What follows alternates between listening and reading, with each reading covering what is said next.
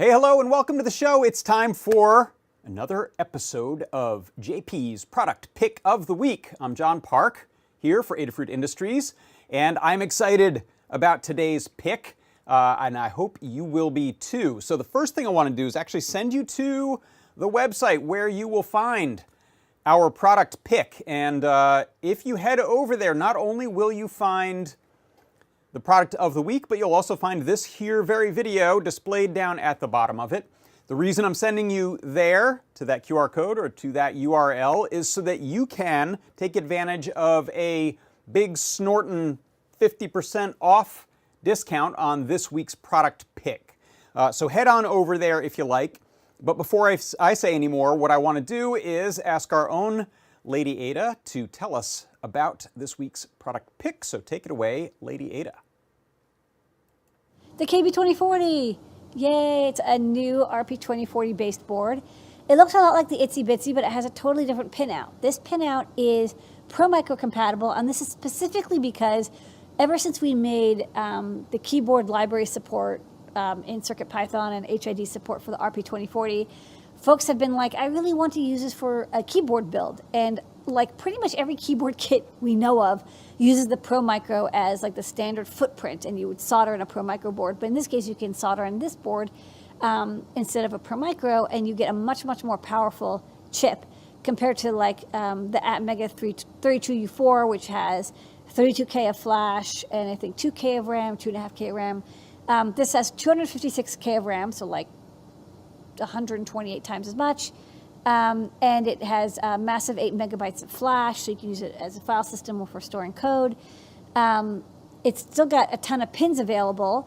It's got 4 analog pins, and it's 3-volt logic, so it's compatible with almost every keyboard. There's also an onboard NeoPixel. There's 2 buttons, one for boot and reset, because you'll use that to load code onto it. It's got a 500 milliamp, 3.3 volt regulator. It's got the raw output, and on the bottom of the board there's a jumper. So if you want to drive a lot of NeoPixels, and there's an onboard fuse just like the Pro Micro for 500 milliamps or so. If you need a lot more current, just shorten the jumper on the bottom of the board, and that will connect the USB 5 volt directly to raw, so you can get up to 2 amps from your USB power supply or USB port. Although 1 amp is kind of as much as I recommend. You can get 2, but 1 is usually recommended. There's a Type-C USB connection, and then for the 2 little spots at the top of the board that are not used on the Pro Micro, I brought out the D+ and D- pins. This is a little non-standard, but I figured there's people who want to maybe use a different USB cable or connector, and it's usually hard to get to the data pins for USB, so this is like an easy way to get to them if you want to add a different panel mount USB connection. And then, let's see, there's a little NeoPixel on board. USB-C, stemma connector. Oh, so the stemma connector is interesting. So, if you go back, there's a standard pinout, which has, starting with TX and RX, which are digital I/O. So there's, 0, 1, 2, 3, 4, 5, 6, 7, 8, 9. So it's 10 on one side, 11, 12, 13, 14, 15, 16, 17, 18. So there's 18 GPIO pins. The analog pins can be GPIO. Your RX and TX pins are GPIO. The SPI pins are GPIO. But for some 65% keyboard kits, or, if you just need, those sometimes are 5x15 layouts. And then, maybe you need more than 18 pins, maybe you want 100 keyboard kit, and so you need 2 more GPIOs. So that stemma QT port actually gives you 2 more GPIO pins without changing the footprint of the board. So you get 20 total. So if you need 5x15, you can get it, and you don't have to desolder or rework anything. Just grab a stemma QT cable, plug it in, and then use the yellow and blue wires as 2 more GPIO pins. As of this video, there is not QMK support. However, there is a pull request where people are working on QMK support, and I'm almost positive that it'll eventually get ported over. Until then, you can use KMK, or you can use CircuitPython. We have really good key matrix scanning support, like natively built in. It does all your key scanning for you in the background and just give you key events, presses and releases. So you can just like skip all that part of your code and just go straight to the keyboard design that you want to do. All right, well, I'm sold. Let's check it out. I'm gonna pop this camera down here to my little mystery box where we will open up the product pick of the week. And there it is. Ladies and gentlemen, the KB2040, also known affectionately as the Kee Boar. It comes with a couple of header pins there. Put that box away, and let's talk about this. Yeah, that's right. That's the product pick of the week. It's the KB2040 Kee Boar. So this is, like Lady Ada said, a Pro Micro compatible board. So here's a typical sort of clone Pro Micro that I have here. So you'll see they're the same size, same basic pinout. Like Lady Ada said, we do have a couple of extra pins here for the data USB so that you can hook up a little wired panel mount for your USB, depending on the keyboard build. Sometimes that's really helpful. But otherwise, this is the board you've been looking for if you've been wanting to do custom keyboard kits. And for example, here's one that I haven't built yet that I just got from Keyhive. This is a sort of a numpad or macro pad kit. Has this great dog stencil art there. And there's the slot for what's usually slot for the Pro Micro, but the KB2040 fits right on there. And this is a typical sort of diode matrix based board. A lot of these kits are, so you solder in a bunch of diodes for the columns and rows, and then you solder in the keys of your choice. This one you snap apart and use some hardware in order to make a little sort of sandwiched case. So we'll get to that. I'll get to some demos in a second, but first let's take a look at, well, we've got our lovely Kee Boar's animation there with that cute little keycap nose clicking up and down, which I love. And if we head over to the web page here, you can see it's 50% off. So today it's $4.48, which is a terrific price. And if you scroll down in here, you'll see that there's some info about the board. There are some links here, which will take you to, here it says same size as form factor as the Pro Micro, which if you take a look at that, that's this SparkFun board right here, Pro Micro, which uses the Atmel 32U4. And that was really the chip that broke USB stuff wide open on a small form factor microcontroller that ran Arduino. So this is sort of a next generation of that idea. And if you click through to the main guide and some projects here, you'll see here's the main guide, including pinout information, downloads. If we take a look in the Learn guides for projects, this is one that Ava did on, again, another kit. This one's called the Navi 10, which is like your little friend from Zelda, Navi. Navi 10 macro pad, and it's using the KB2040 and KMK. So KMK is a keyboard, I don't know what to call it, framework that sits on top of CircuitPython. And it's quite straightforward to deal with the KMK side of things for stuff like mapping your keys, as well as using some added functions like layers. So as you build smaller and smaller keyboards, you need more keys to do more things. So this notion of keys having multiple layers of meaning shows up, and I'll dive into an example of that in a second. And here is some info on KMK, on the GitHub for KMK. This is the KMK firmware that I'm using and that Ava put into that guide. So from here you can find out what are your key shortcuts or key names that you can use, as well as some of the little shortcuts for things like layers and mod tap and stuff like that. So let's dive into some demos. Let me go to the overhead. How about we'll use this one. So I will pull into view here. This is one kit that I've built. Oh, we don't need that background there. Here we go. So this is the Navi 10. You can see here it's got the little diode matrix. On the back here I've got my KB2040.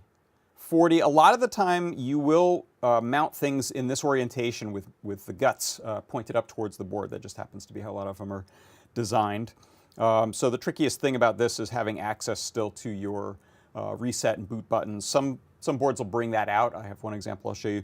Others you just need to use a set of tweezers or something to click those. So this one here if you take a look at, first of all, let's take a look at functionality. I've got it changing my key layers, or rather my cameras, between a few presets in my broadcast software. So that's dancing around. And then these are acting as navigation, so up, down, left, right. If you take a look in my code view here, this is a simple example, but the way this one works, let me make sure you can see that there. Yeah, there you go. This is the code.py file, and this is the main thing you'll care about here is this key mapping. And that KMK link I showed will tell you what the keys are named. For example, to use numbers, it's KC dot and then N and the number. So I have 4, 5, 6, and 1, 2, and 3 here. The missing, because this is sort of a matrix with a missing piece, is this XXX, so nothing happens there. There's no key there. And then I have up, down, left, and right listed on there. If we take a look at a more interesting example, I think, this is one that I am excited about. This is the gherkin.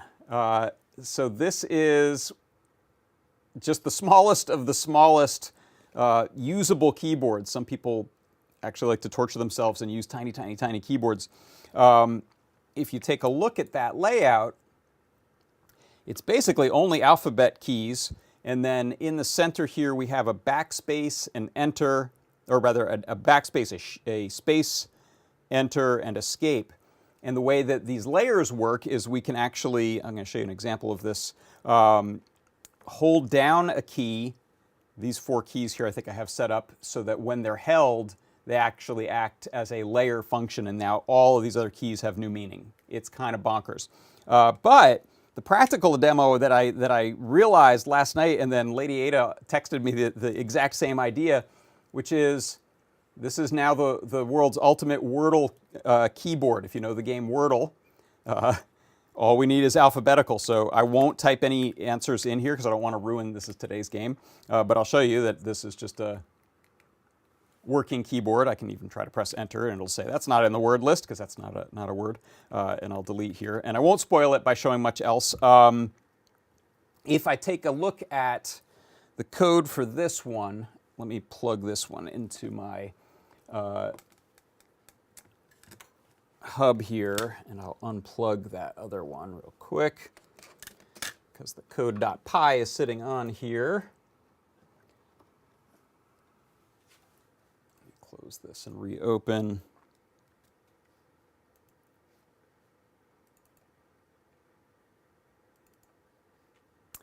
So for this keyboard, we have some sort of special functions, and you can name them whatever you want. This one is called function 1 space, function 2 backspace, function 3C, function 4V. So in this layered extension, KCLT means that keys can have 2 meanings, or more, I think. In this case, it's a letter 1 if it's being modified, or it's the space if it's unmodified. And so that's how I'm able to then access all these different layers. So this is the sort of normal alphanumeric, but if I'm holding down the layer 1, which is this space one, if I'm holding that down, then we're going to access this second layer. So just as an example, you can see it in here. I'm going to type.